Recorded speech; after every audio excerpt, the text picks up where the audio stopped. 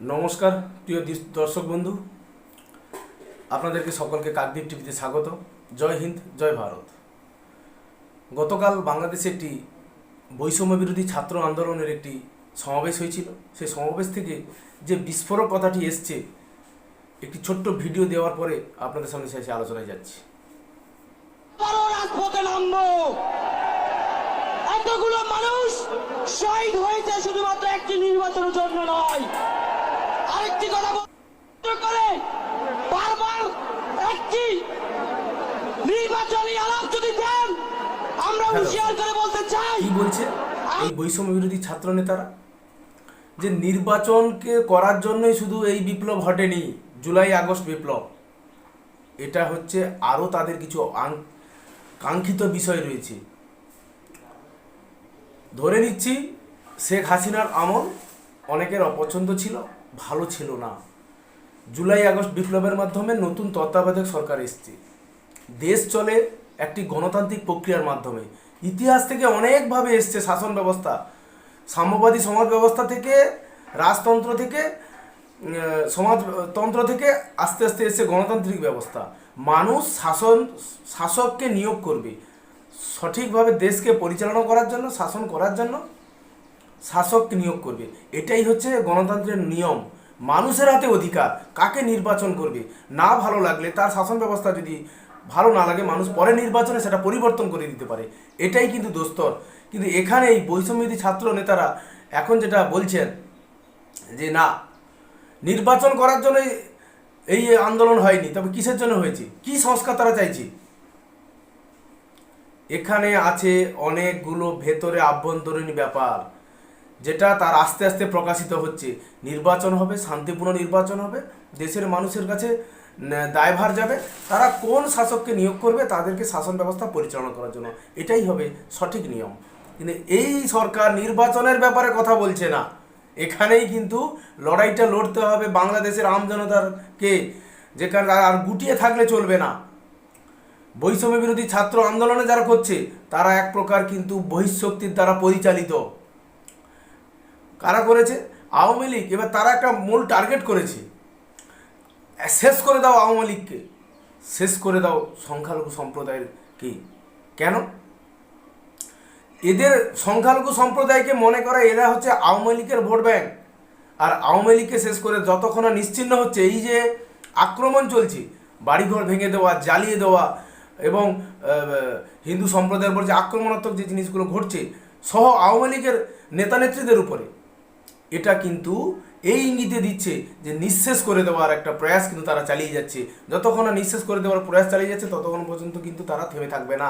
তাই গত 5ই আগস্টের পর থেকে আজ 2025 সালের 2রা জানুয়ারি পর্যন্ত কিন্তু থেমে নেই আক্রমণ। আর এই যারা আক্রমণ করছে, যারা দেশে অস্থিতিকর পরিবেশ তৈরি করেছে, তাদের কিন্তু কোনো শাস্তি কিছু হয়নি, কোনো এফআইআর, কোনো শাস্তিমূলক কিছু হয়েছে কি? হয়নি। তাই যারা আজকের আওয়াজ তুলছে হিন্দু ঐক্য বা এই সমস্ত দুর্বিনীত কাজের বিরুদ্ধে, তাদের বিরুদ্ধে আক্রমণাত্মক হয়ে তারা কাজগুলো চালিয়ে যাচ্ছে। কোনো ধরনের প্রতিরোধমূলক কোনো ব্যবস্থা কিন্তু সেনাবাহিনী বা পুলিশের তরফ থেকে নেওয়া হচ্ছে না, ফুল সাপোর্ট পেয়ে যাচ্ছে তারা। এইভাবে তারা দুর্বৃত্তরা কিন্তু দুর্বৃত্তায়ন চালিয়ে যাচ্ছে। এর বিরুদ্ধে রুখে দাঁড়াতে গেলে বাংলাদেশের জনগণকে ঐক্যবদ্ধ হতে হবে, গুটিয়ে না থেকে, না হলে পরবর্তী প্রজন্ম আপনাদের ক্ষমা করবে না। আজকের যে ছেলেটি বলছে হাসিনা নাই তো বই খাতা পায় নেই, হাসিনা না থাকার জন্য বই খাতা 1 জানুয়ারি বই খাতা পায়, সে বই খাতা তারা পাচ্ছে না। হাসিনা আগে যেটা ছিল দুবেলা খাবার পেত, এখন দুবেলা খাবার জোটে না একদম রিক্সা চালকের। এগুলো কি? যে হাসিনা ভালো ছিল? একটা জিনিস মনে করে দিতে চাইছি, বৈষম্য বিরোধী ছাত্র আন্দোলনের যেভাবে জনসমর্থন প্রথম দিকে ছিল, মনে করা হচ্ছিল বা আমরা ভাবতে পারি, সেই জনসমর্থন কিন্তু বর্তমানে নেই। তাদের যে হুঙ্কার, তাদের যে র্যালি, সেখান থেকে তারা ডেকে পাঠাচ্ছে, জনগণকে উদ্বুদ্ধ করছে তোমরা রাস্তায় নেমে আসো, আন্দোলন করি। কিন্তু কেউ সাড়া দিয়ে নামতে আমরা দেখিনি। আমরা তো ভিডিও ফুটেজগুলো দেখছি, সেখান থেকে তাদের ডাকে সাড়া দেয়নি। এই সমস্ত অনুষ্ঠানগুলো হচ্ছে, এই বৈষম্য বিরোধী ছাত্র আন্দোলন, এর পেছনে রয়েছে বড় মাথা। তারা এদের ছাত্রদেরকে উস্কে দিয়ে এখনও দেশকে অস্থিতিকর পরিবেশের মধ্যে নিয়ে চলে যেতে চাইছে। তাদের কাছে দেশের মুদ্রাস্ফীতি, দেশের দ্রব্যমূল্য বৃদ্ধি কোনো ভূমিকা নেই। দেশের যে আইন শৃঙ্খলা অবনতি, বাংলাদেশের মান বিশ্বের মানচিত্রে যে আরও ছোট হচ্ছে, বাংলাদেশের দেশের যে একটা উন্নয়নশীল ভাবনা বা দেশের যে নাম বিশ্বের মানচিত্রে রয়েছে, সেটা কিন্তু ক্রমশ খারাপ হচ্ছে। কারণ এই সরকার দুর্বলতার জায়গায় পৌঁছে গেছে। কখনোই একটি গণতান্ত্রিক সরকার যে ব্যবস্থা নেয়, তত্ত্বাবধায়ক সরকারের সে ক্ষমতা নেই। তারা এক প্রকার গুটি আছে মৌলবাদীদের কাছে, চরমপন্থীদের কাছে। কারণ তাদের আন্দোলনের উপর ভিত্তি করে এরা এসছে, ওদের বিরুদ্ধে কি করে এই সরকার ব্যবস্থা নেবে? তাই তো কোনো ব্যবস্থা নিতে পারছে না। মানবাধিকারের চূড়ান্ত লঙ্ঘন হচ্ছে। এই বিষয়ে আরেকটি কথা বলি, 2রা জানুয়ারি আজকের হিন্দু সংগঠনের প্রধান ঐক্য মুখ চিন্ময় কৃষ্ণ প্রভুকে চট্টগ্রামের জেলে বন্দি রাখা হয়েছে। আজকে তার শুনানি রয়েছে, জামিনের শুনানি। কিন্তু যিনি প্রধানতম আইনজীবী রবীন্দ্র ঘোষ, অতিশীবর প্রৌঢ়, তিনি কিন্তু পশ্চিমবাংলায় রয়েছেন। কারণ তিনি হঠাৎ অসুস্থ হয়ে পড়েছেন, তার বয়স হয়ে গেছে। তাই যে জিনিসটা আমরা জানতে পারছি, 25 জনের একটি আইনজীবী প্যানেল দেওয়া হয়েছে এই চিন্ময় কৃষ্ণ ব্রহ্মচারীকে মুক্ত করার জন্য। তারা আজকে হয়তো লড়বে।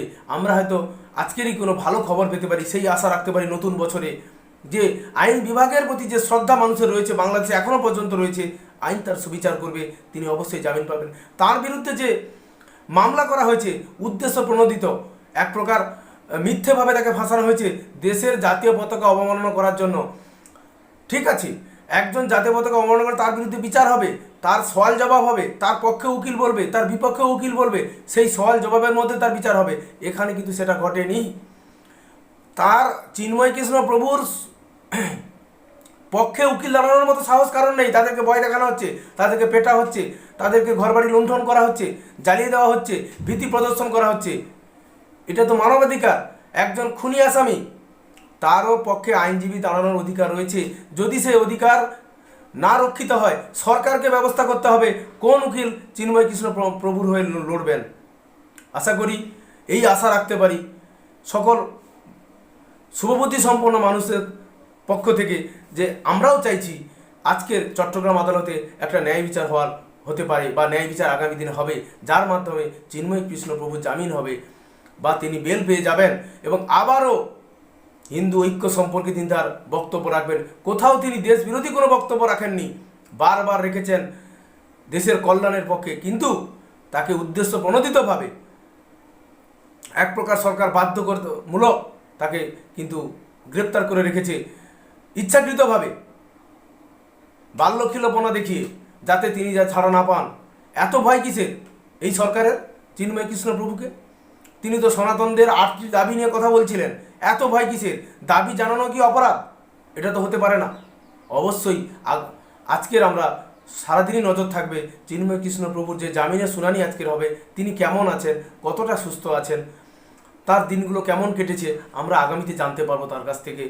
যদি অসীম ঈশ্বরের কৃপা থাকে, তিনি অবশ্যই জামিন পাবেন। আর এই সরকার যদি এত ভয় পাচ্ছে কেন চিন্ময় কৃষ্ণ প্রভুকে? আওয়ামী লীগ এত ভয় পাচ্ছে কেন? আওয়ামী লীগকে বিনষ্ট করে দাও, শেষ করে দাও। গোপালগঞ্জের যে ঘটনাগুলো দেখা গেছে, বাড়ি থেকে আওয়ামী লীগের নেতা নেত্রীদের তুলে নিয়ে যাওয়া হচ্ছে, মারধর করা হচ্ছে। কারা করছে? পুলিশ, সেনাবাহিনী এবং বিএনপির সমর্থকরা। তারা এসে রাত্রে সার্চ করছে। গোপালগঞ্জ এমন একটা জায়গা যেখানে আওয়ামী লীগের একদম গড় বলা যায়, সেই গড় থেকে তাদেরকে তুলে নিয়ে যাওয়া হচ্ছে। চূড়ান্ত মানবাধিকার লঙ্ঘন। আজকের আমাদের দর্শক এই পর্বে এইটুকুই পর্যন্ত। আজকে সারাদিনের যে ঘটনা প্রবাহ চলবে চিন্ময় কৃষ্ণ প্রভুর সওয়াল জবাবের ক্ষেত্রে, তার খবরের দিকে আমাদের নজর থাকবে। পরবর্তী প্রতিবেদনে অবশ্যই আপনাদের সামনে হাজির হব। নমস্কার, ধন্যবাদ, জয় হিন্দ, জয় ভারত।